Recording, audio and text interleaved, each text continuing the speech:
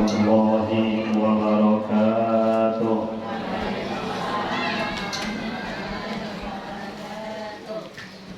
Oh, makan lagi. Sudah pada makanan.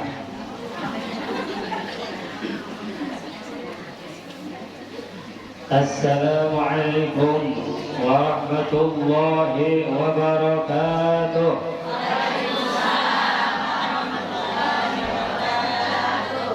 Iya, gitu. Seperti harga pinang mahal. Ini semangat ya.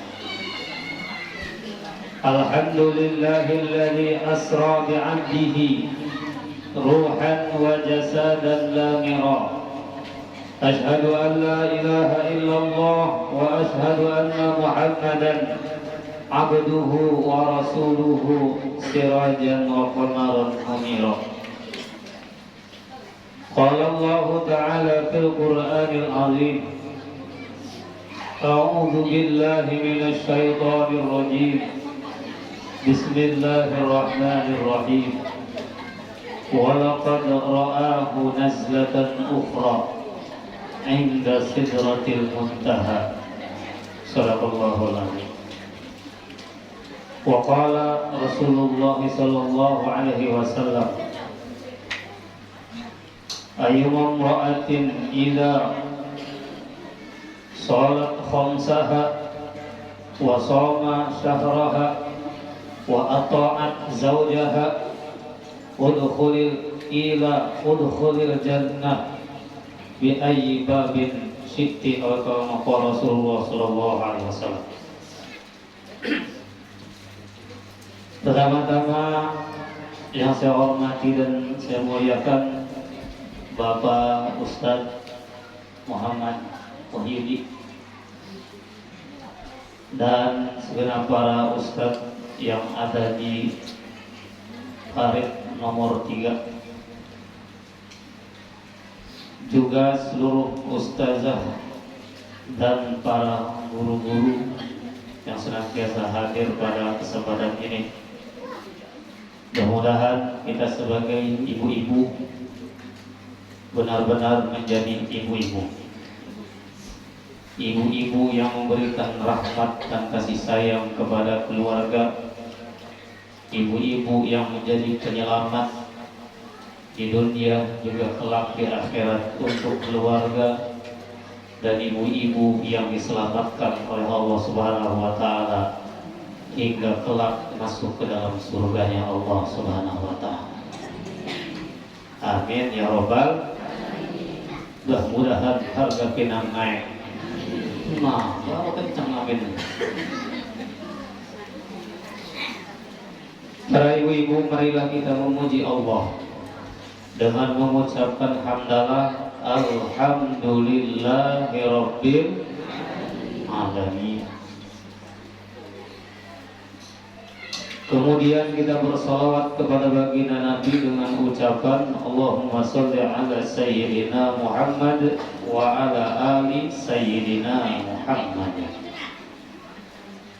Para ibu-ibu yang dimuliakan Allah Subhanahu wa taala, pada kesempatan ini kita sedang memperingati di mana suatu peristiwa yang besar yang disebut dengan Isra wal Mi'raj.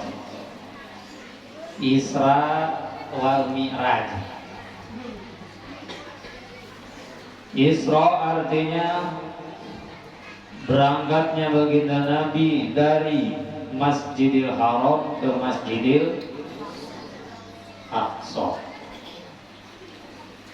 Kemudian Mi'raj, naiknya baginda Nabi ke langit pertama sampai ke Sidratul Muntaha, bertemu dengan Allah Subhanahu wa taala.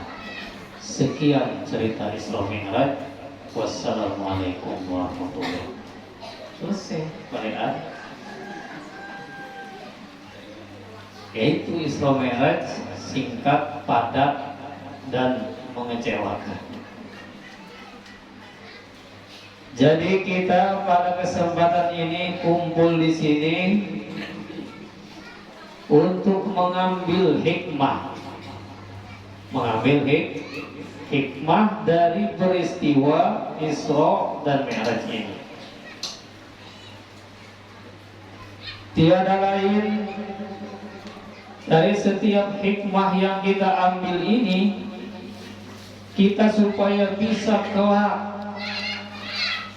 mendapatkan kemanfaatan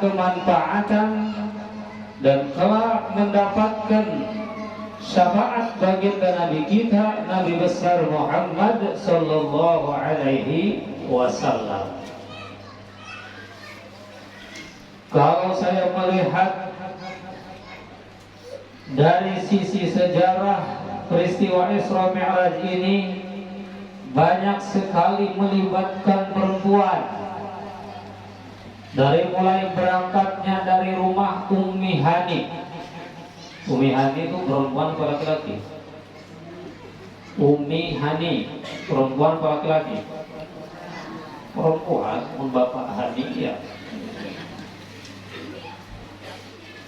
Lalu ada di perjalanan juga ketemu Rasulullah dengan sesuatu yang wangi semerbak luar biasa, yang dikatakan di sana adalah harum semerbaknya, yaitu perempuan yang bernama Masitoh. Masitoh itu adalah seorang perempuan yang mempertahankan akidahnya di hadapan Fir'aun. Dia adalah perempuan. Ketika sedang mengasuh anak Fir'aun, maka jatuhlah sisir si anaknya ini. Diambillah oleh Masitoh, itu sebutan saja. Masitoh itu artinya perempuan yang menyisir rambut. Namanya bukan itu. Maka dia mengucapkan bismillah dengan menyebut nama Allah, sehingga dilaporkanlah oleh anaknya, anak Fir'aun, apakah ibu punya Tuhan selain bapak saya Fir'aun? Oh, ada Tuhan. Kalau abahmu itu bukan Tuhan.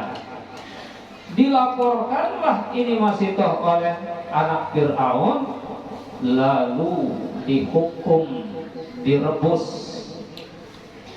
dijarang sampai mati mempertahankan akidah, lalu semerbak wanginya sampai peristiwa Isra Mi'raj itu Rasulullah mencium bau wanginya.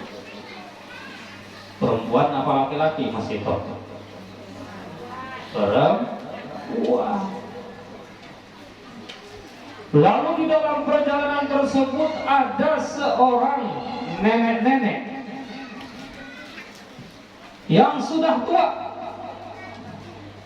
Iya kah nenek-nenek itu tua? Iya, belum ada nenek-nenek gadis. Maka Rasulullah dipanggil oleh nenek tersebut, tetapi tidak menolehnya. Ya Muhammad, unturuni, wahai Muhammad, tunggulah aku. Minta ditunggu supaya ditoleh. Rasulullah tidak menoleh sedikit pun dan bertanya kepada malaikat Jibril, karena Jibril bertanya, siapakah perempuan yang tadi? Itu adalah gambaran umurnya dunia. Nenek-nenek tadi perempuan. Perjalanan Isra Mi'raj ini banyak sekali kisah-kisah tentang di dalamnya melibatkan para perempuan, para ibu-ibu yang tentunya di mana-mana menjadi peranan penting di dalam perjalanan manusia. Bagaimana jadinya kalau dunia ini dihuni oleh laki-laki sabarataan? Kayaknya nggak ramai, nggak ada tamu, nggak ada rame. Jadi dengan sebab adanya peristiwa Isra Mi'raj ini banyak sekali cerita-cerita tentang perempuan, maka Rasulullah Shallallahu Alaihi Wasallam mengatakan beberapa keutamaan tentang kedudukan perempuan. Di peristiwa Isra Mi'raj ini yang tidak dibedakan adalah antara laki-laki dan perempuan sama-sama dapat tugas, yaitu sholat 5 waktu. Ibu sehari semalam wajib sholat berapa waktu? 5 waktu. Berapa rakaat? 17 rakaat. Berapa kali tahiyat? Enggak tahu, hitungnya dulu ya. Berapa kali baca Fatihah? Ya 17 kali. Berapa jumlah tasbih dalam Fatihah? 14. Dan semuanya itu harus dibaca ibu-ibu. Para hadirin ibu-ibu yang dimuliakan Allah Subhanahu wa taala. Kalau ibu-ibu ingin sekali masuk ke dalam surganya Allah Subhanahu wa taala, nih saya tanya ibu-ibu. Oh, ibu-ibu. Tuh orang Banjar manggilnya gitu ada O-nya. Ibu-ibu, oh ibu-ibu. Jawabannya oh. Saya ini orang Sunda ya. Orang Sunda itu kurang begitu paham dengan bahasa Banjar. Dulu kalau panggil nama kita panggil jawabannya hey atau yang lain-lainnya ya. Kalau menurut di Jawa, kalau kita dipanggil nama kemudian jawabannya dengan kalimat yang berbeda, itu suatu yang enggak lazim. Kalau yang banyak jawabannya seperti itu. Banyak sekali jawaban-jawaban dari panggilan seseorang yang tentunya belum paham banyak. Yang paham sekali adalah kalau dipanggil oh ibu-ibu, jawabannya oh gampang, simpel, dan luar biasa. Kata baginda Nabi, kalau seorang perempuan ingin langsung masuk ke dalam surganya Allah itu cuman sedikit syaratnya, sedikit sekali dibandingkan laki-laki. Pertama adalah ida sholat khomsaha, kalau perempuan ini taat kepada Allah dengan menunaikan sholat 5 waktunya. Itu aja. Itu syarat yang pertama. Gampang prosesnya. Kenapa? Karena sholat ini adalah amalan yang paling pertama dan yang paling utama. Ketika baginda Nabi ditanya ayyul a'mal afdal, wahai baginda Nabi, sahabat bertanya, amalan apa sih di dunia ini yang paling utama? Maka jawab Rasul, as-salatu ala waktiha, laksanakan sholat pada waktunya. Mudah-mudahan di kampung ini, di desa ini, di masyarakat ini, ibu-ibunya, anak-anaknya, remajanya menjaga sholat 5 waktu sebagai hal yang amalan yang paling pertama dan yang paling utama. Kenapa yang paling pertama? Karena seluruh amal kita, ahli sedekah, ahli ngaji, ahli haji, ahli puasa, pokoknya semua amalan itu nggak bisa diterima secara baik kalau sholatnya tidak baik. Makanya sholat ini adalah amalan yang paling pertama dan yang paling utama.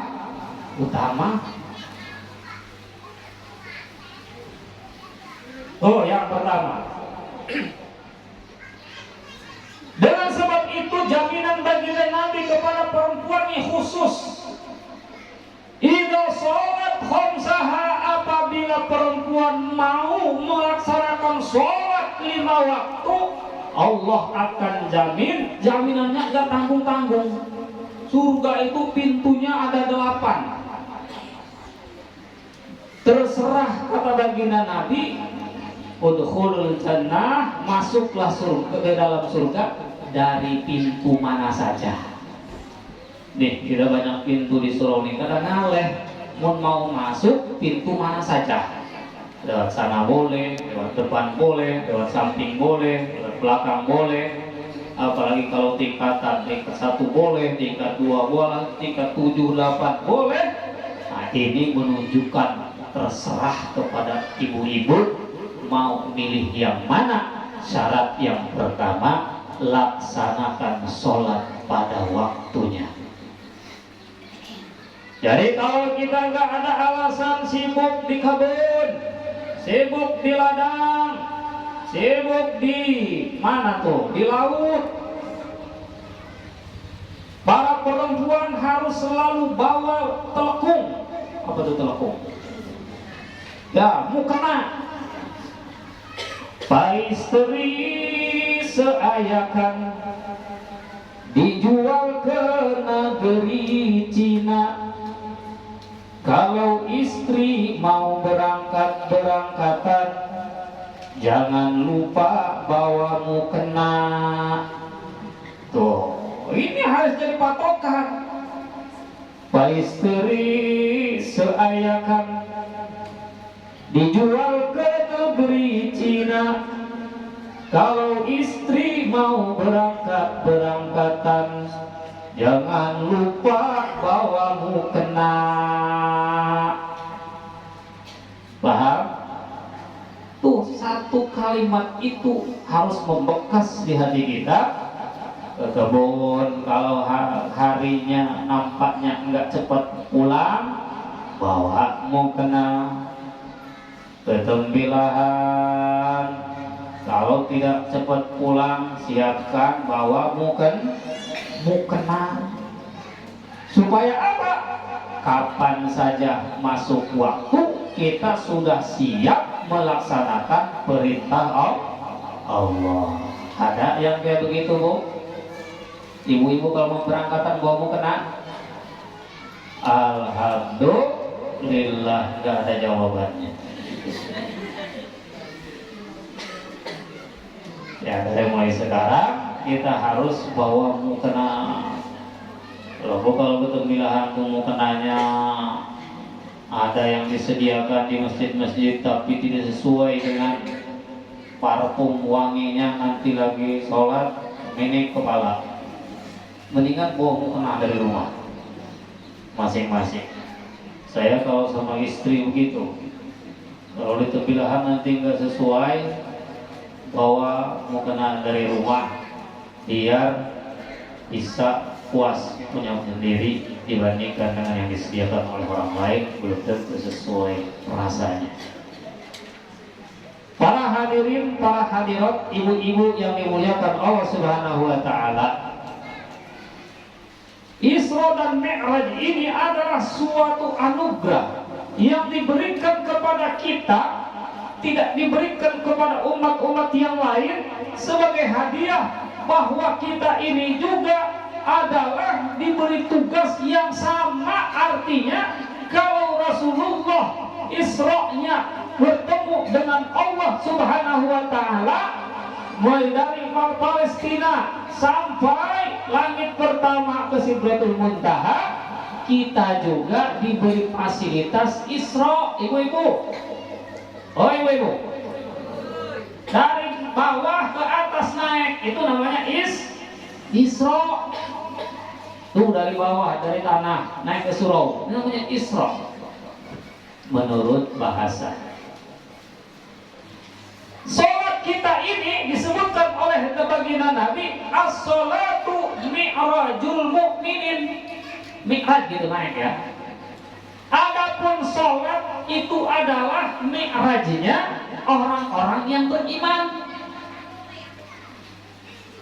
Jadi fasilitas kita nih, kita sholat 5 waktu, Allahu Akbar. Kita itu pada hakikatnya sedang Isra, sedang Mi'raj.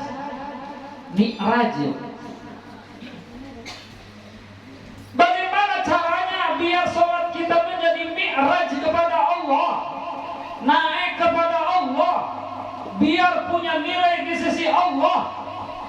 Yaitu di dalam sholatnya mengingat Allah. Kata Allah Subhanahu wa ta'ala, aqimis sholata li dzikri. Dirikanlah sholat untuk mengingat aku, kata Allah. Bro, kalau lagi sholat ingatnya kepada Allah.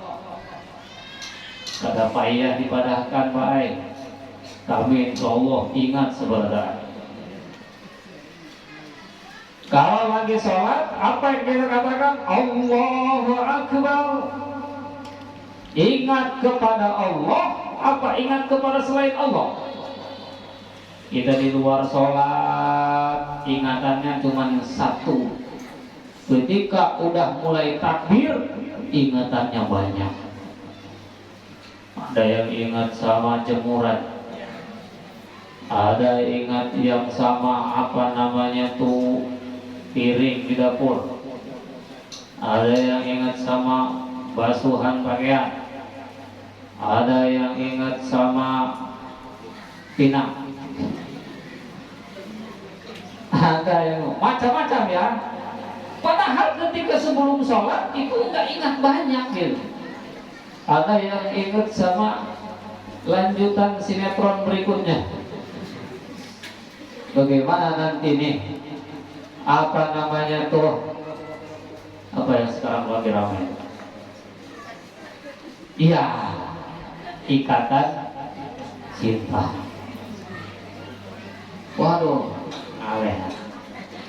Ingat sama Arya Saloka, ingat sama Amanda Manopo.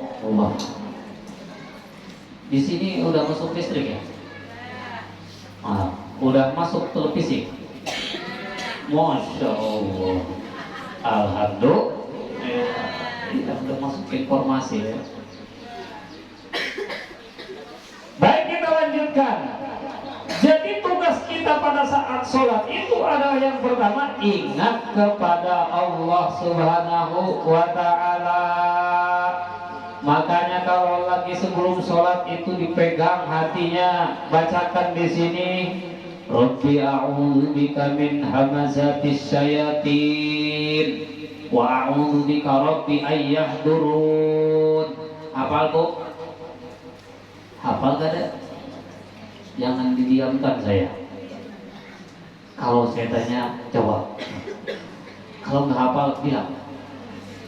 Rabbi a'udzubika min hamazatis syayatin. Hafal? Enggak. Wa a'udzubika Rabbi ayyahdurun. Hafal? Ayah ulun, hafal? Ayah ulun.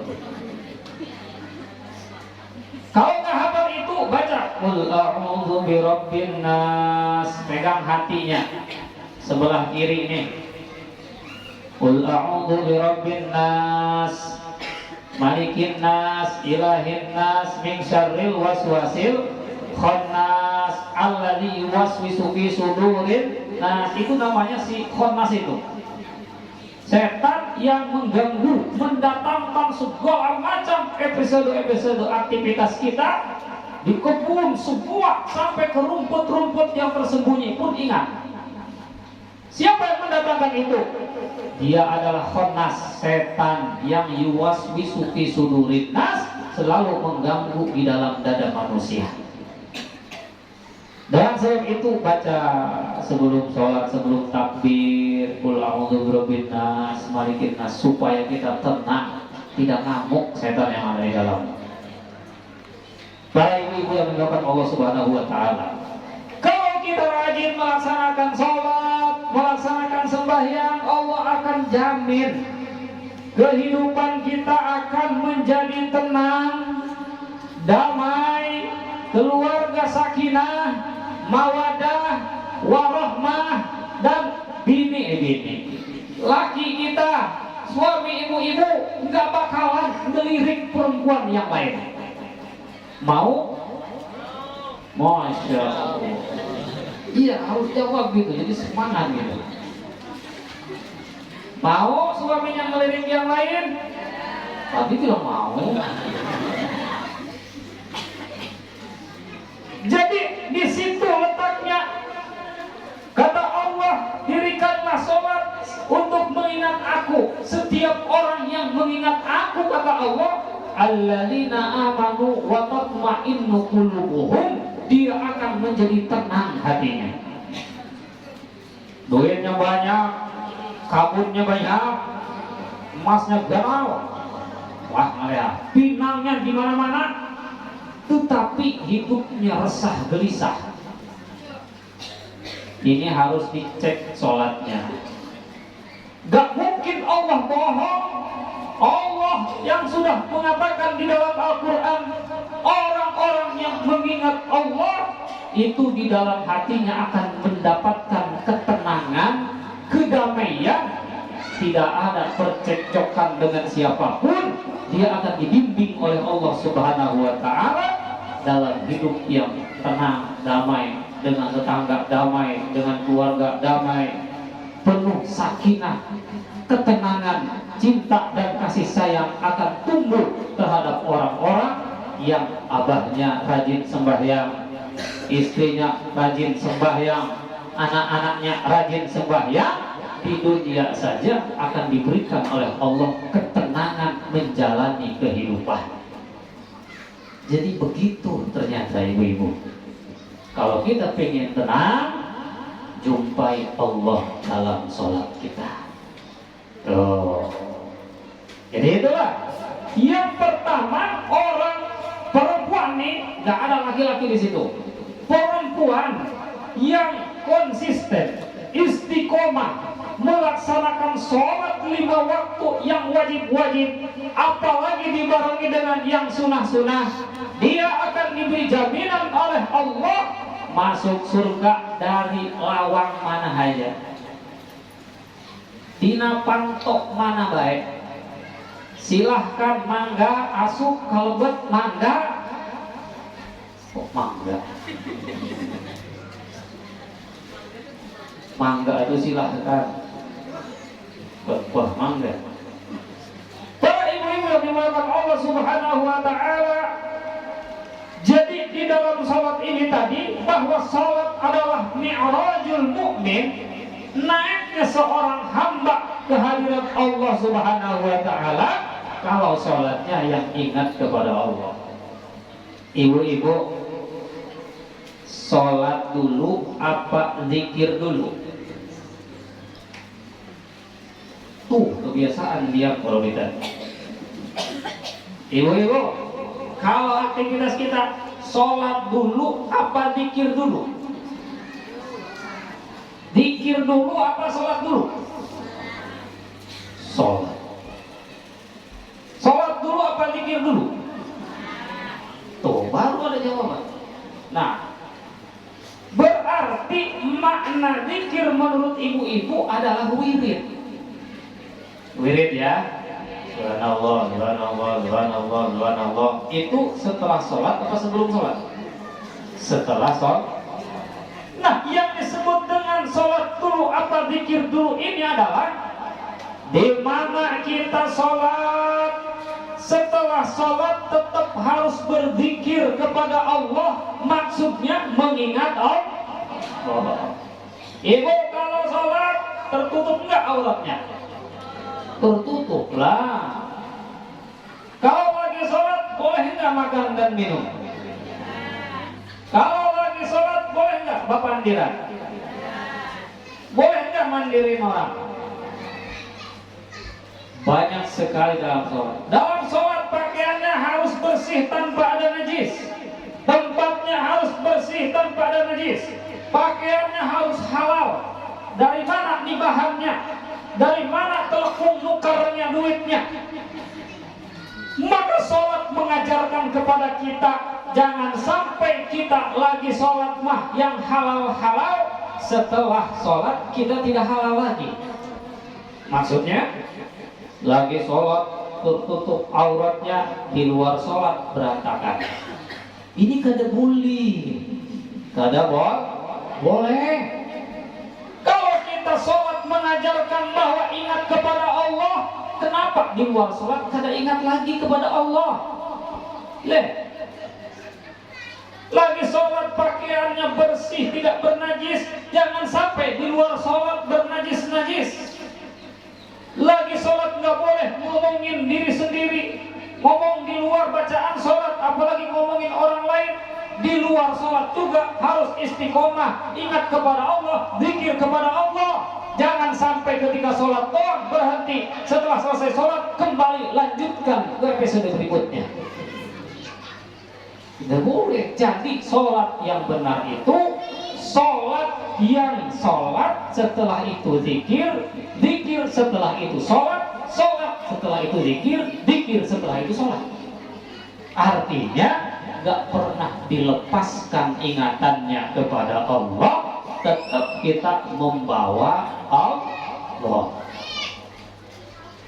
Kalau kita lagi berjalan melewati kebun orang, ada pisang masak, masak punya orang, boleh gak diambil?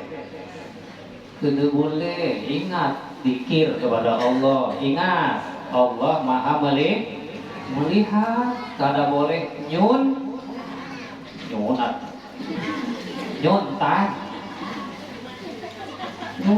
dengar. Kada boleh nyunat. Iya, nyunat punya orang. Lihat pinang berantakan punya orang, sayang masukin dalam keranjang. Tidak boleh. Kita ingat setelah sholat berzikir, artinya ingat kepada Allah. Inilah mi'rajnya orang mukmin, naiknya orang mukmin ke hadirat Allah, menghadirkan Allah di setiap saat, di setiap waktu. Masya Allah, indah kada? Iyalah. Jadi dengan sebab itu, sholat inilah maka jaminannya dari Allah. Di dunia kita diberi ketenangan jiwa, diberi ketenangan rumah tangga, diberi ketenangan mengurus harta benda. Di akhirat nanti silahkan masuk surga dari pintu mana saja. Aduh, luar biasa. Benar-benar nih sholat peristiwa Isra Mi'raj mengajarkan kepada kita bahwasanya sholat ini adalah yang pertama dan yang utama. Kalau kita diperiksa di yaumil hisab, ditimbang amal kita, sholat dulu yang maju. Sholat maju. Ketika dicek sholat wajibnya kurang memenuhi standar, maka Allah menyuruh kepada malaikat cek sholat sunnahnya. Dicek tuh sholat sunnahnya, ada juga kah sholat qobliyahnya, ada juga kah ba'diyahnya, ditambahi kadakah sholat tahajudnya, ditambah juga kah sholat yang lain yang sunnah-sunnah duhanya. Amun ada, tambahkan ke sholat wajib yang kurang. Ibu-ibu sebulan tuh sholat kada full, boleh?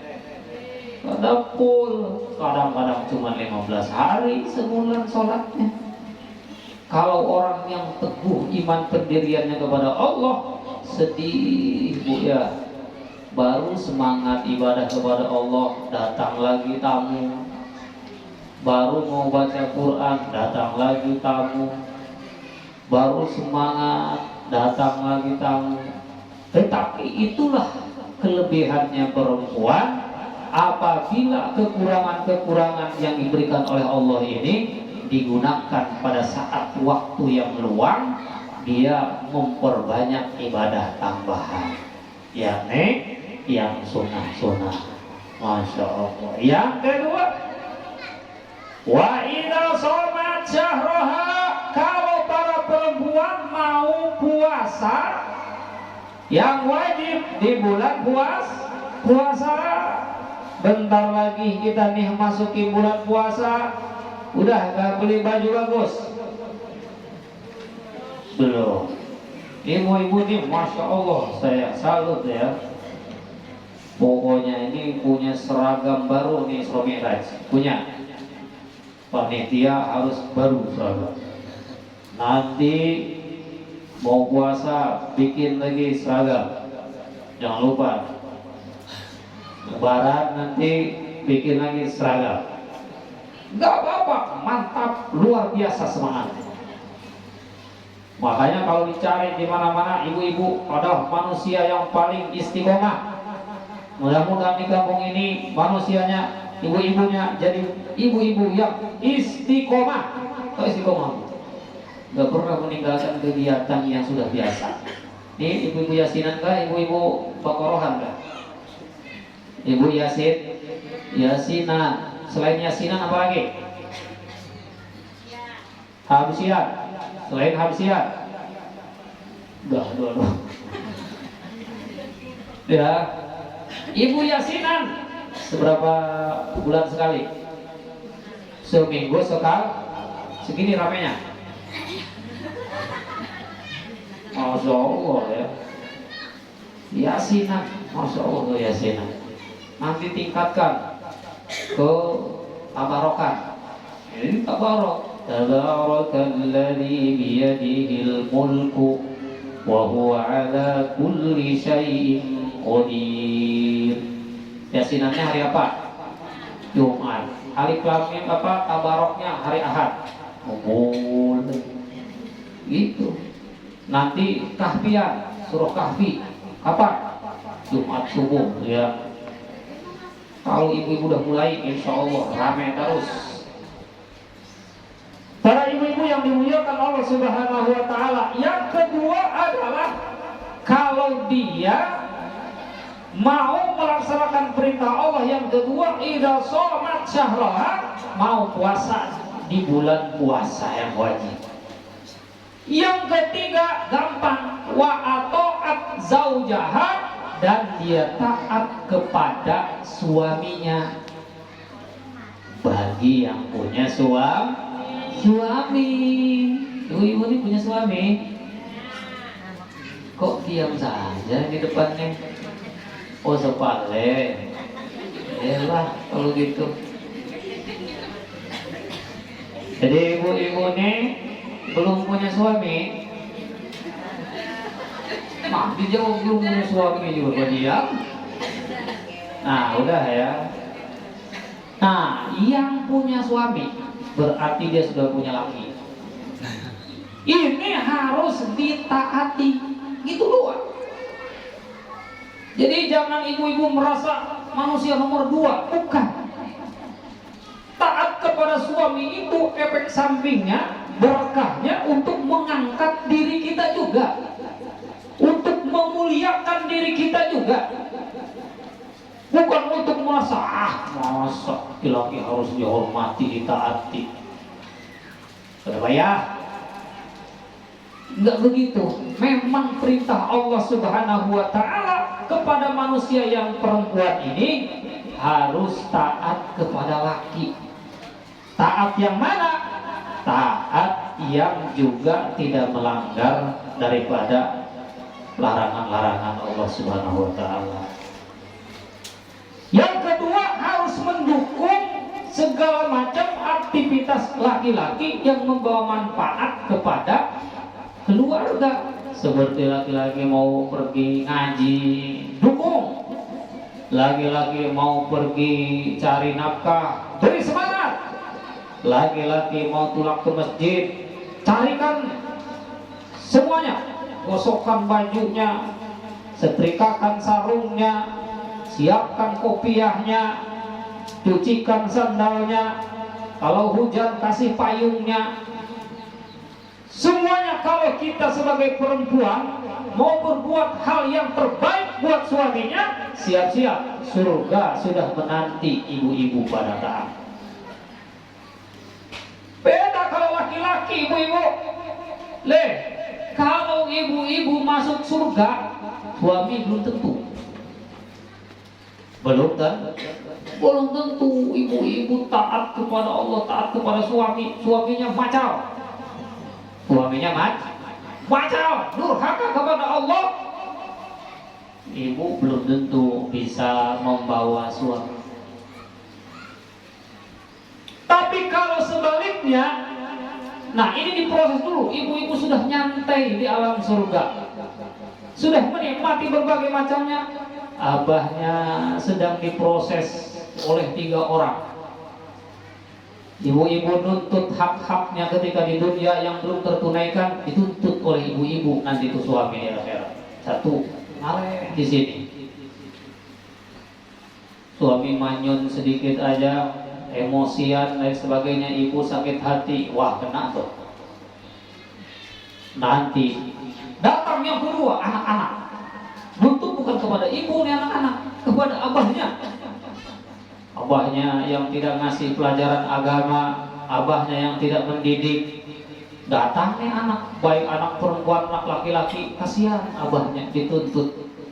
Waktu di dunia sih nyantai aja, nggak ada tuntut-tuntutan. Dan ketika adik perempuan,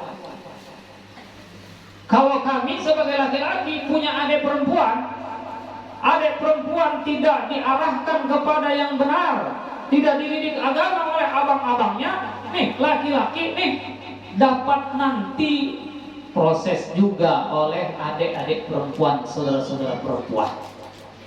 Jadi ngaleh laki-laki yang mau masuk surga, bu, harus berbagai banyak proses diselesaikan dulu, menghadapi bininya, menghadapi anaknya, menghadapi orang tuanya. Ada lagi satu lagi, 4 orang ini yang akan menyeret seorang laki-laki ke dalam api.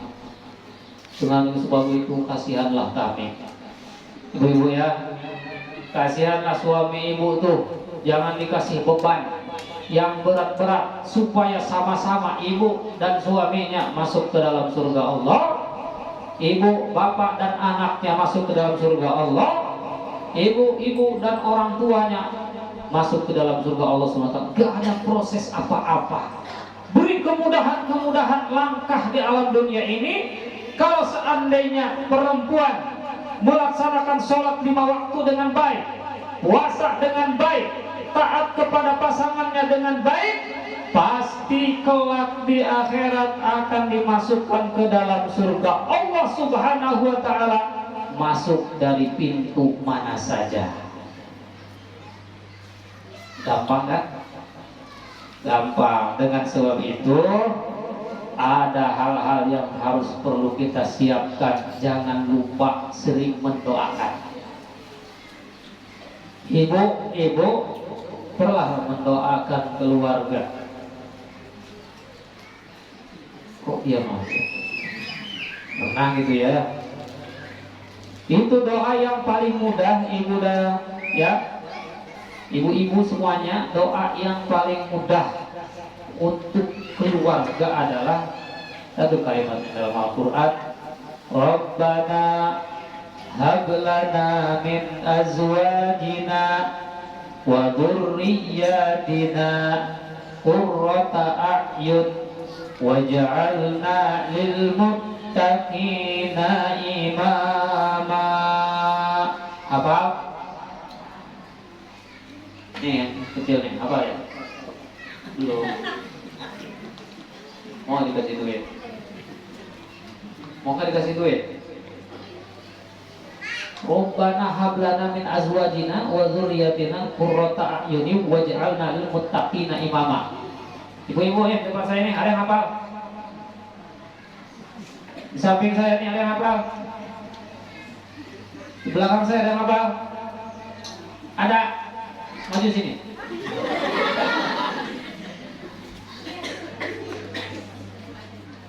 Gak, ini mau kasih duit nih. Mana tadi duitnya? Mata gue itu gak jadi. Kalau sudah hafal seperti itu, saya yakin semuanya pada hafal karena doa ini sering didengar.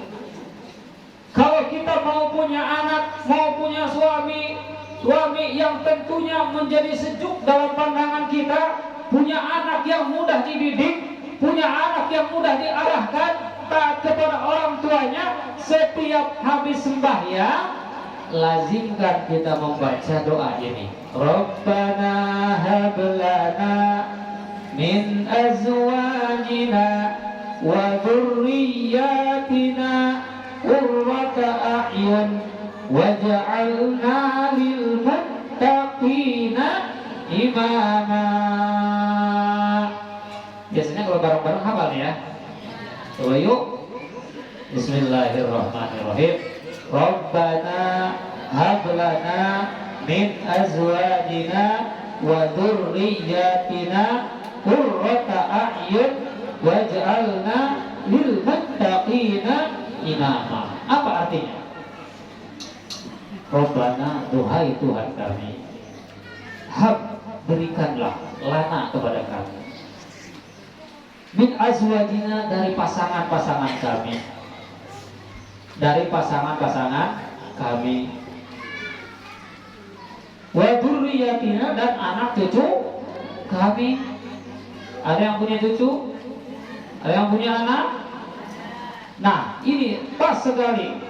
Wa dzurriyyatina qurrata a'yun, sebagai penyejuk mata, penyejuk hati kami.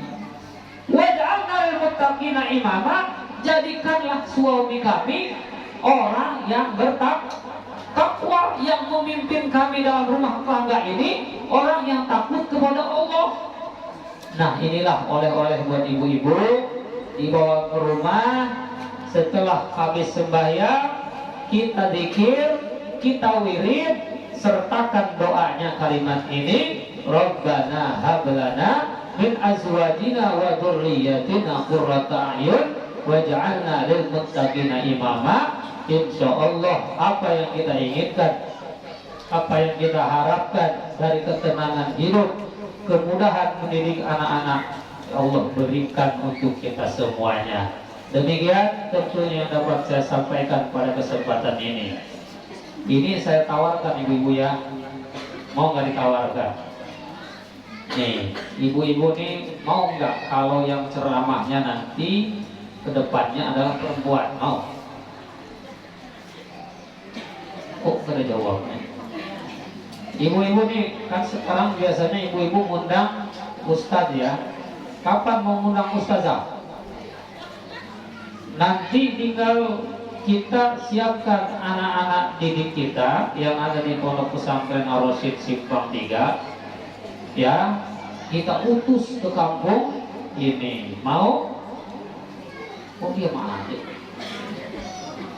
Pas acara-acara kayak begini yang khususnya ibu-ibu nih, telepon saya, Pak, kami nih mau ngadain acara Isra Mi'raj ibu-ibu. Nah gitu ya. Tolong carikan ustazah yang ada di situ, suruh ngisi acara di sini. Gitu. Itu cuma. Dari sini. Tahun kemarin ya. Nah, selanjutnya kalau bisa yang ibu-ibu supaya bisa menjelaskan lebih detail tentang ibu-ibu ya. Karena yang mengerti ibu-ibu adalah ibu-ibu. Kalau saya menjelaskan yang lebih detail lagi tentang ketaatan kepada suami, disangka saya memihak kepada laki-laki nanti. Dengan sebab itu kalau sesama perempuan insya Allah lebih terbuka, lebih memahami dan lebih luas pembahasannya. Demikian tentunya yang dapat saya sampaikan pada kesempatan ini. Mudah-mudahan ada manfaat dan ada keberkahannya. Mohon maaf apabila ada kekurangan. Wa'afu minkum. Assalamualaikum warahmatullahi wabarakatuh.